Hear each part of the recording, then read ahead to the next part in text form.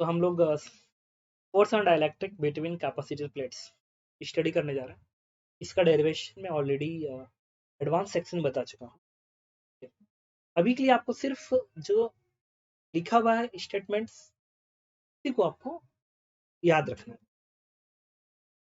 अगर कैपेसिटर्स देखिए, ये अगर इस कैपेसिटर है, इस कैपेसिटर से अगर बैटरी कनेक्टेड है और इसके बीच में अगर कोई डाइलेक्ट्रिक है, बीच में कोई डाइलेक्ट्रिक है, मान लो इस तरीके से इसमें डाइलेक्ट्रिक है, डाइलेक्ट्रिक ये कैपेसिटर की प्लेट क्या करता है, इस डाइलेक्ट्रिक को अंदर पुल करता है। And this is because of यहाँ पे इलेक्ट्रिक फील्ड ऐसे बनती है।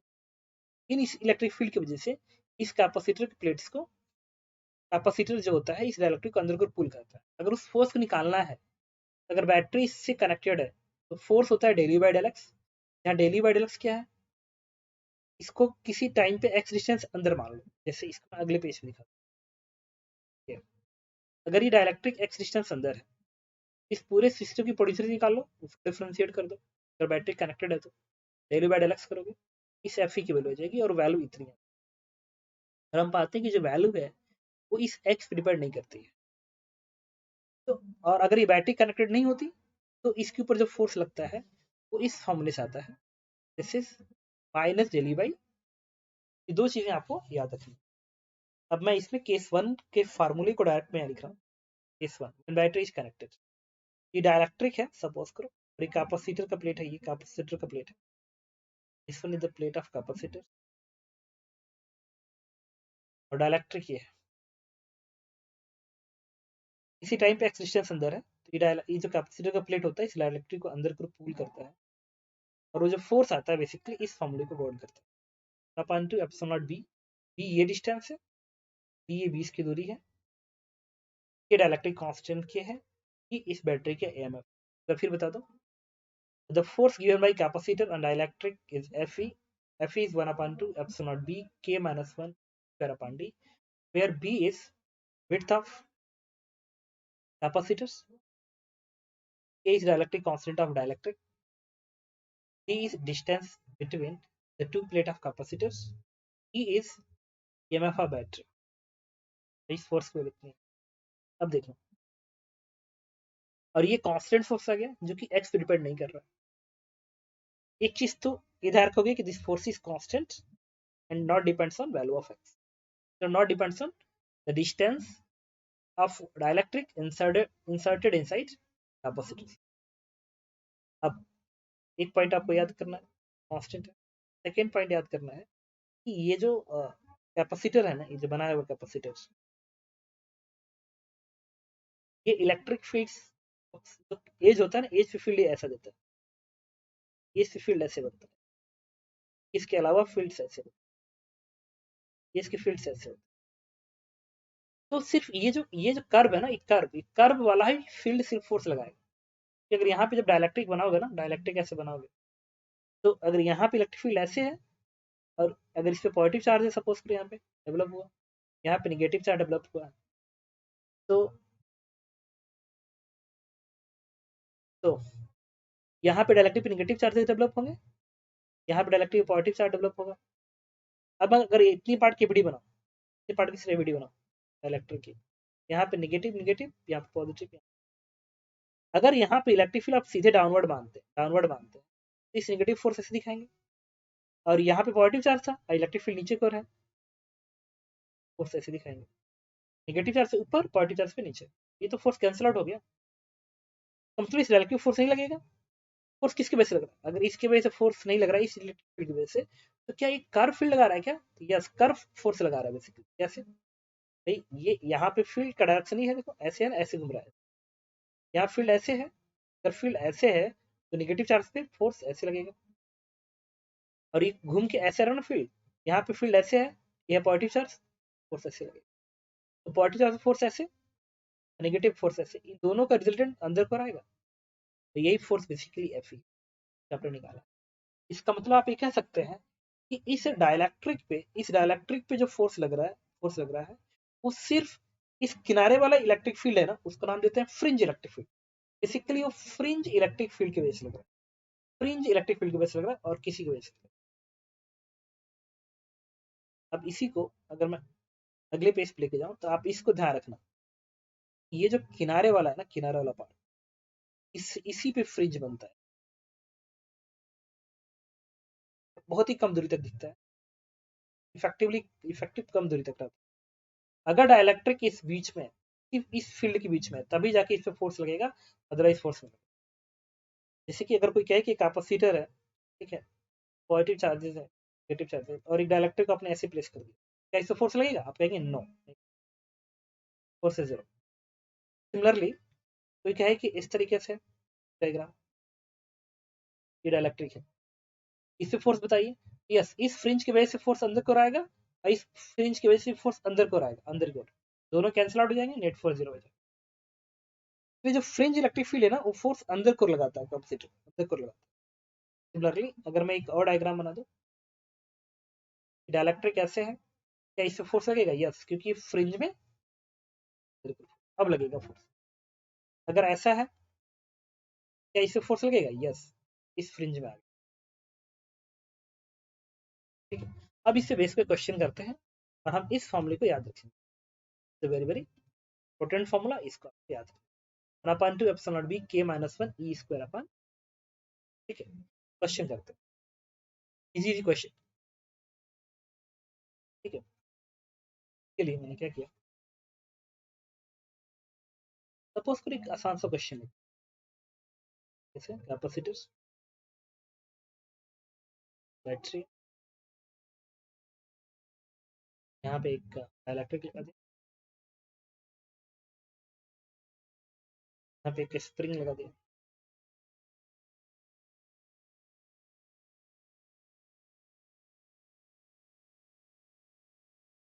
1 सेकेंड,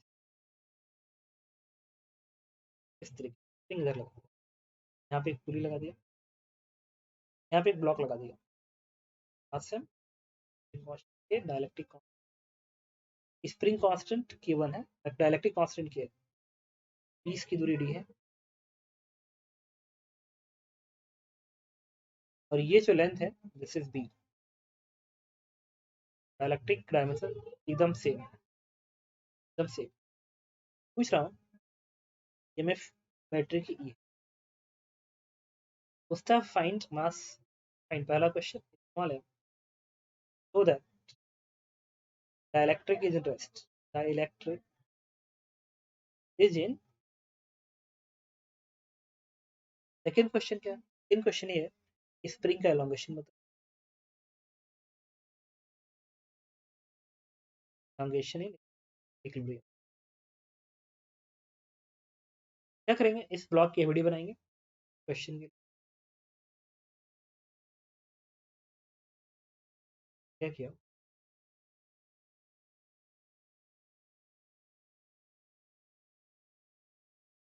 एवीडी बनाई थी, ये नीचे एम दिखाएंगे, और ये टी कुछ और नहीं, स्प्रिंग फोर्स बराबर होगा, अगर इसका एलोंगेशन एक्स है, ये लिखेंगे ई बराबर के एक्स, के वन एक्स। ये इक्विलिब्रियम है तो नेट फोर्स जीरो कर दो, इसमें हटा दे रहा हूँ तो सॉल्व करने के लिए। ठीक, 1 सेकेंड, देखिए ये फोर्सेस बैलेंस कर दीजिए, तो K one x equal to M जी।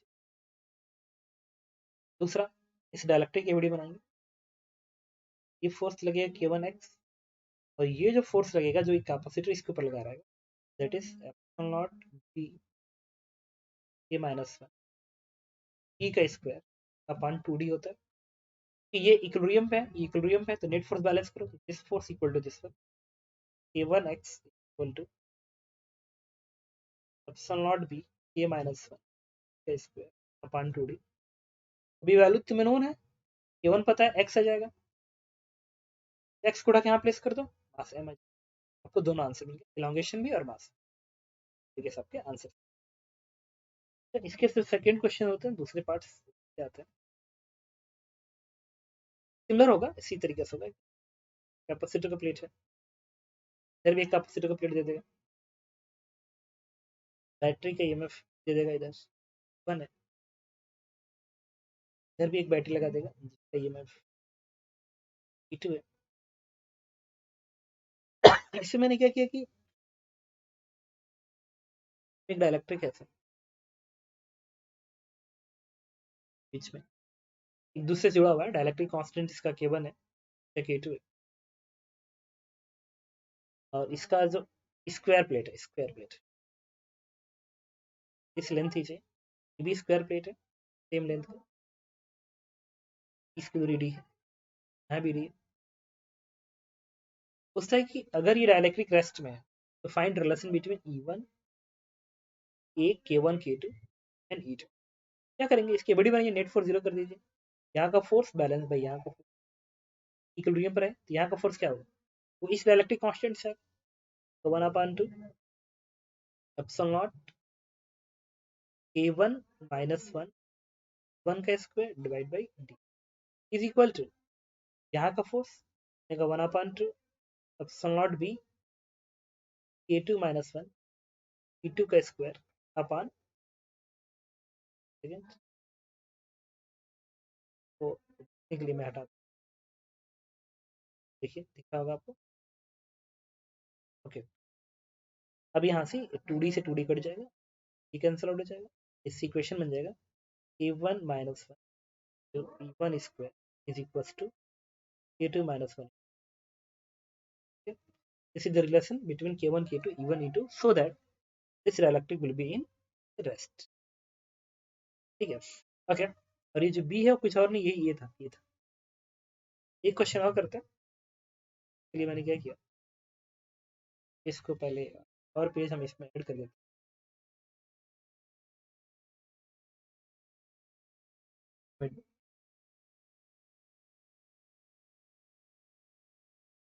करने के लिए।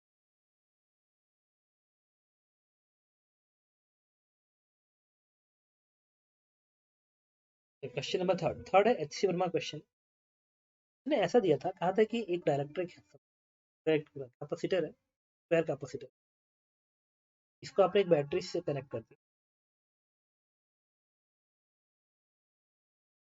हाँ बनाते उन्होंने बनाया, बैटरी से कनेक्ट, एकदम सेम डायमेंशन कैपेसिटर है, और एग्जैक्टली इसी लेंथ का एक डायलेक्ट्रिक उन्होंने एग्जैक्टली इसी एज पे रखा, जो डायमेंशन इस प्लेट का है वही डायमेंशन इस डायलेक्ट्रिक के प्लेट का है, ठीक है। मैं इसको वो बना लूँ, ज़्यादा बेटर है,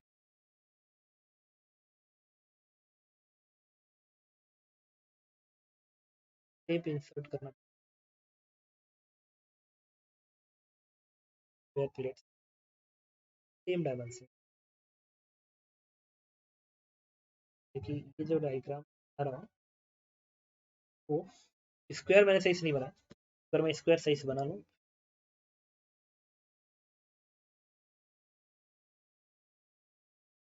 मैं डायग्राम सही से बना सकूँ,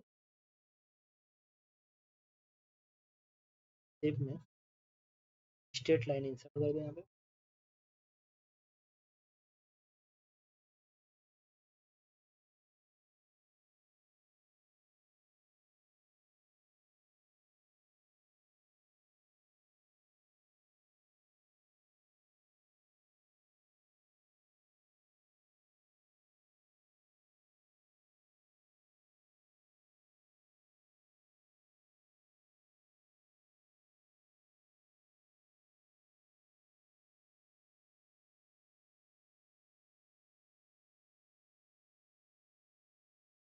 बना दिया, यही कॉपी करके प्रेस कर,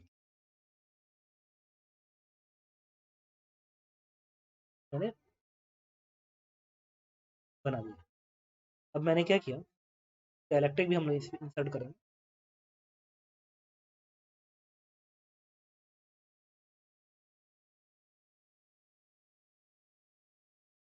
एकदम इसी डायमेंशन का,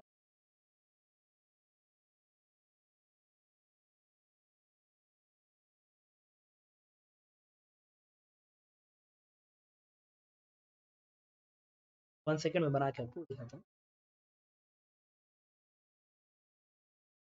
तो ये क्वेश्चन है बेसिकली, ठीक है। इसमें एक स्क्वायर डायलैक्ट्रिक है, स्क्वायर डायलैक्ट्रिक है। ये जो डायलैक्ट्रिक एक स्क्वायर डायलैक्ट्रिक, स्क्वायर कैपेसिटर है, ये भी स्क्वायर है, सेम डायमेंशन का डायलैक्ट्रिक, डायमेंशन का प्लेट्स। ये लेंथ सपोज करो एल के बराबर है, स्क्वायर मत मानो, ये लेंथ है मान लो, कोई फर्क नहीं पड़ता। इसका भी लेंथ ए है, विड्थ, और ये लेंथ एल के बराबर। तो क्वेश्चन में ये कहता है कि इस डायलैक्ट्रिक का मास एम है। क्वेश्चन में कहता है कि अगर इस आप डायलैक्ट्रिक यहाँ से रिलीज किए, यहाँ से रिलीज किए, तो फिर एक ऑसिलेशन करने में कितना टाइम लगेगा, जबकि इसका ईएमएफ ई है, 20 की डी है, डायलैक्ट्रिक कांस्टेंट इसका डायलैक्ट्रिक कांस्टेंट क्या है। Find time for oscillation, find time for oscillation, time period, और इसका मास एम है। अब बताता हूँ, इसकी बैटरी कनेक्टेड है, इसलिए मैं अच्छे से जानता हूँ इसके ऊपर जो भी फोर्स लगेगा वो एक कांस्टेंट फोर्स लगेगा, और अगर इस पे कांस्टेंट फोर्स लगता है तो फिर इसका जो एक्सेलरेशन आएगा, that acceleration is nothing but F upon M. अच्छा, ये वाला फोर्स अंदर की ओर जो कांस्टेंट फोर्स है, इस डायलैक्ट्रिक में कब तक लगता रहेगा, जब तक कि वो इस फ्रिंज में रहेगा, जब तक वो इस फ्रिंज में रहेगा तब तक लगेगा। और इस फ्रिंज में कब तक रहेगा, इसलिए मैं बताता हूँ। देखो, ये जो डायलैक्ट्रिक है ना, इसको आगे बढ़ाइए, इस फ्रिंज में, यहाँ पे इस फ्रिंज में फोर्स लग रहा है, फ्रिंज में फोर्स, कांस्टेंट फोर्स लग रहा है। अब फोर्स इस फ्रिंज से आ रहा है, फिर यहाँ तक आएगा फोर्स, एक बार यहाँ पे आया, अब वो इस फ्रिंज से बाहर हो गया, इस फ्रिंज से बाहर आ गया। इसका मतलब ये जो कांस्टेंट फोर्स एफ है ना, ये तभी तक लगता रहेगा जब तक कि वो इस एंड से इस एंड तक ना आ जाए, क्योंकि जब तक इस एंड में रहेगा, देखो, तब तक वो एक फ्रिंज में रहेगा, जब तक ये फ्रिंज में रहेगा तब तक इस पे फोर्स लगेगा, तब तक इस पे फोर्स लगेगा,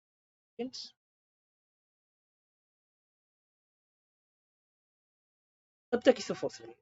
अब देखो, ऐसे लेके जाओ, 1 से,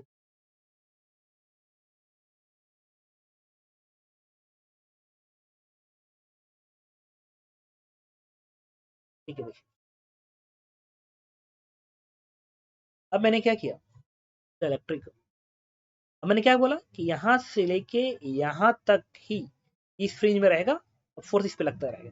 ये कितना दूरी तय करेगा, अगर इसका ये लेंथ एल के बराबर है, ये लेंथ एल के बराबर है, तो ये एल दूरी तय कर लेगा आगे अंदर, बस एल दूरी तक फोर्स अंदर लगेगा। तो यहाँ से इसको यहाँ तक आने का टाइम मान लो टी है, टी है, तो उस टाइम को तुम क्या लिख सकते हो, उस टाइम को चाहो तो लिख सकते हो एस लेंथ एल बराबर हाफ ए टी स्क्वायर, और एक वैल्यू प्रेस कर देंगे, इसे टी मिल गया। टी कितना आ गया, this is under root of 2l upon A. और कोई पूछे इस ए की वैल्यू एफ अपान एफ कितना आएगा, तो एफ आपको पता है, एफ की जो वैल्यू आएगी this is 1/2 epsilon naught B की जगह पे लिखोगे, इंटू के माइनस 1 एम एफ का स्क्वायर अपान एफ बन गया। अब टाइम पीरियड निकालना है, एक बार मोशन देखेंगे। तो मुझे बताओ, जो डायलैक्ट्रिक है जब इसके बाद आगे आएगा,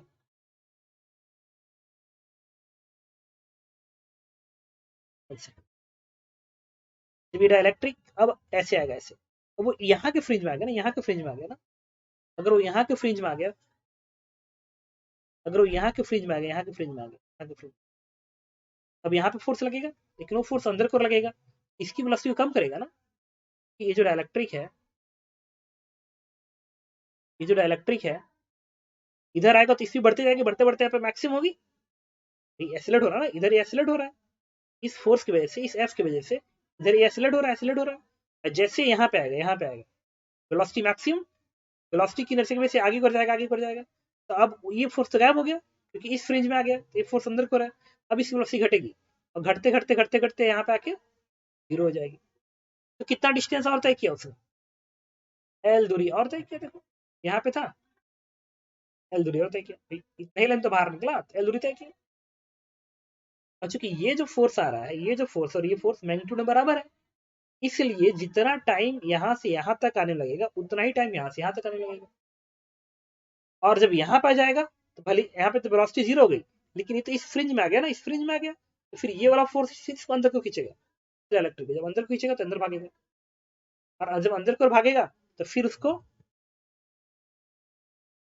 जब अंदर को जाएगा फिर यहाँ तक आएगा यहाँ। तो जितना टाइम यहाँ से यहाँ तक जाने में लगा उतना टाइम यहाँ से यहाँ तक आने लगे। फिर यहाँ पे आ गया, लेकिन यहाँ पे आते होते इसके पास वेलोसिटी सबसे ज्यादा है, फिर यहाँ पे आ गया। ये एक ऑसिलेशन पूरा हो गया, पूरा हो गया। देखो ऑसिलेशन से टाइम टी, फिर एक टी और 2t हो गया, फिर एक टी और 3t, फिर एक टी और 4t। ऑसिलेशन का टाइम क्या होगा, ये ऑसिलेट ऐसे करेगा, सिमेट्रिकली ऐसे ऑसिलेट करेगा।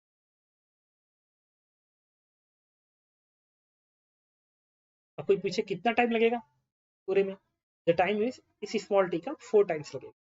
कोई पूछे आंसर बताइए, the time of oscillation is, the answer is 40। इस टी को उठा के तुम यहाँ प्लेस कर दो तो मैं आंसर। अच्छा ये तो ये, तो मैंने इस क्वेश्चन में कुछ चीजें और चेंज करना चाहता हूँ। अगर अब इसी में ना कुछ वेरिएशंस होते हैं जो मैं आपको बता अगले पेज पे मैं क्या आता है इरेज कर देता हूँ, बता देता हूँ। ये 1 सेकेंड बता देना आपको क्या रहेगा। ये सब हटा दो पहले, ये हटा दो,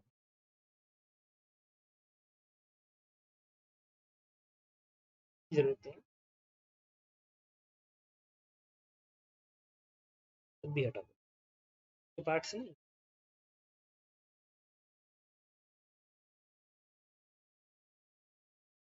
1 सेकेंड,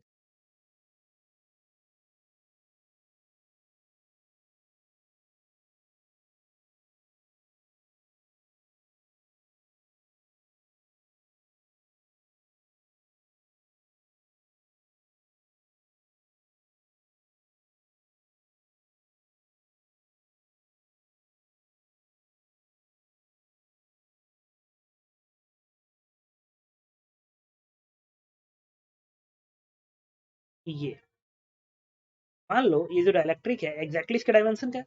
नहीं होता, क्वेश्चन यही होता, मतलब कोई चेंज नहीं, क्वेश्चन एग्जैक्टली यही है।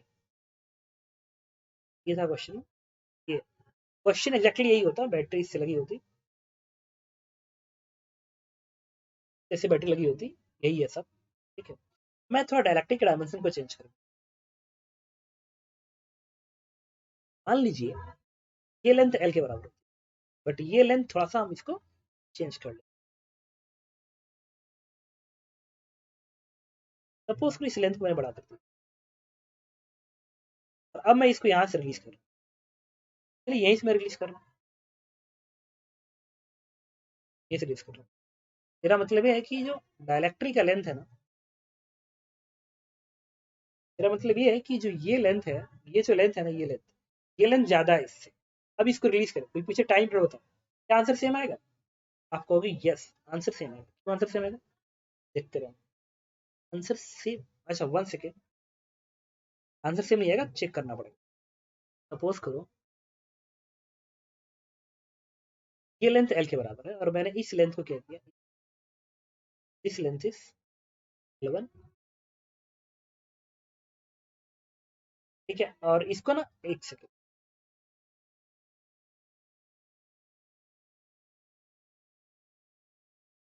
यहाँ से रिलीज।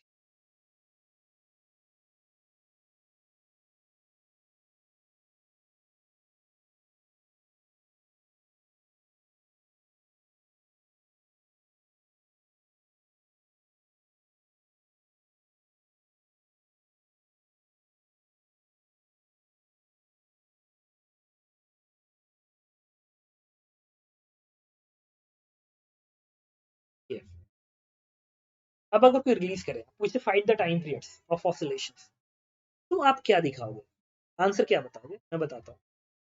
इस डायलैक्ट्रिक मोशन कराइए, पहले इस डायलैक्ट्रिक यहाँ से हटाइए। ये फ्रिंज इंपॉर्टेंट है, एक बार फ्रिंज बना ही लो, एक बार ये फ्रिंज बना लो, यहाँ का फ्रिंज, यहाँ का पहले फ्रिंज बना लो, ये फ्रिंज बना लो। फ्रिंज बड़ा इंपॉर्टेंट है, क्योंकि फ्रिंज बताएगा कि फोर्सेस कैसे लगे। अब मोशन देखो, यहाँ से चलेगा, यहाँ से यहाँ तक आएगा वेलोसिटी मैक्सिमम, ये डिस्टेंस, ये टाइम टी लगेगा, ये टाइम टी वही है जो ये वाला टी था। अगर नहीं डिलीट किया होगा तो वो टाइम वही है जब 40 आया था ना, नहीं है, वो आपने डिलीट कर दिया,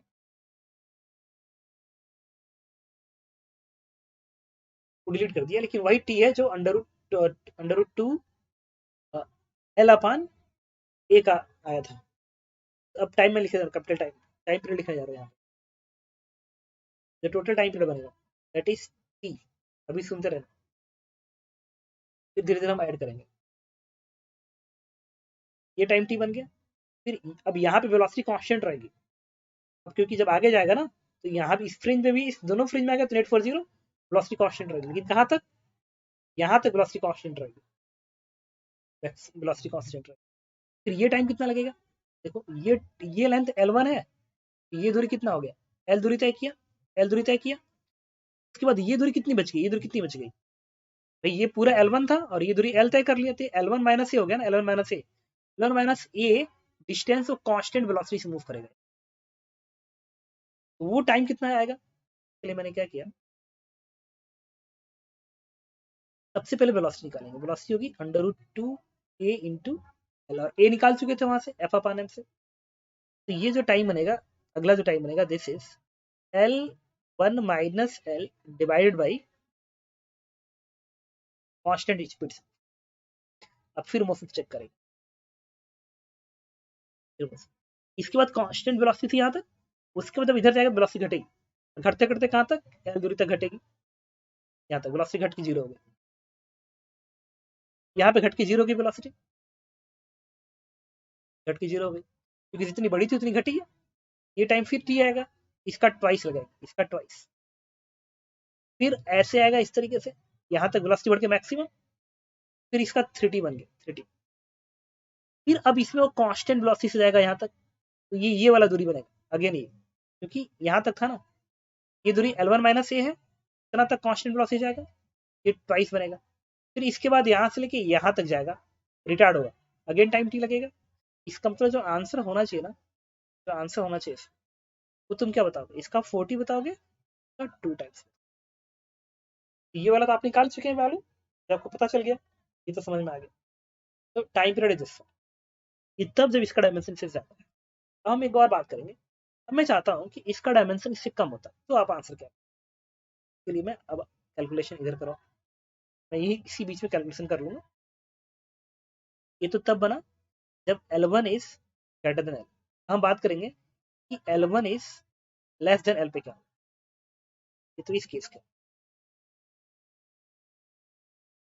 ठीक है, इस केस, अगले केस में क्या, अगर इसका लेंथ मैं कम दूं कि कम है, इसका लेंथ हम लोग कम कर लें, इसे दे लेंथ हम लोग,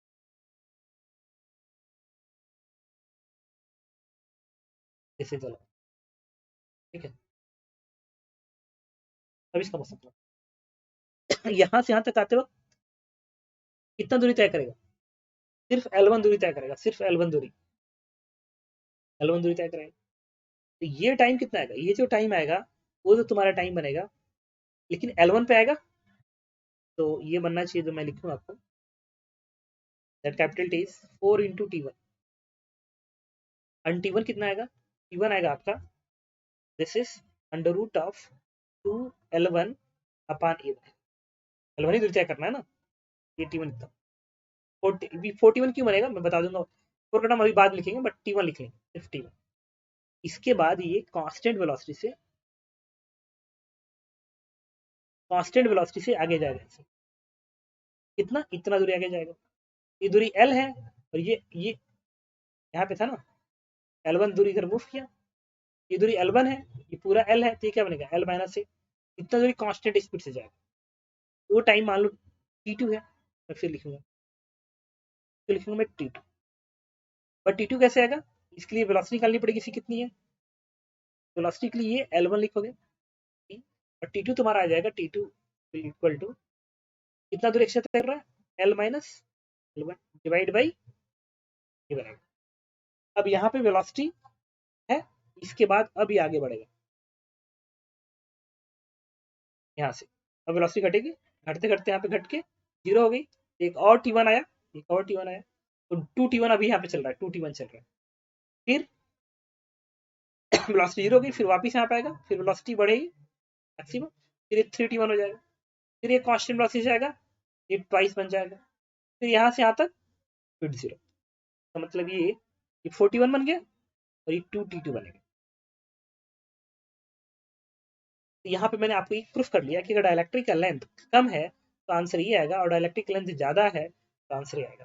और ये टी, ये जो टी होगा ये टी, अगर कोई लिखना चाहे तो कितना लिखेगा, this T is nothing but under root 2L upon under root 2L upon A लिखे, अंडर 2L अपन, और दिस भी is nothing but root 2A into, अच्छा और लेंथ अगर बराबर हो गया, L1 बराबर L हो गया, तो उस केस का जो टाइम पीरियड आएगा दैट इज 4 इंटू,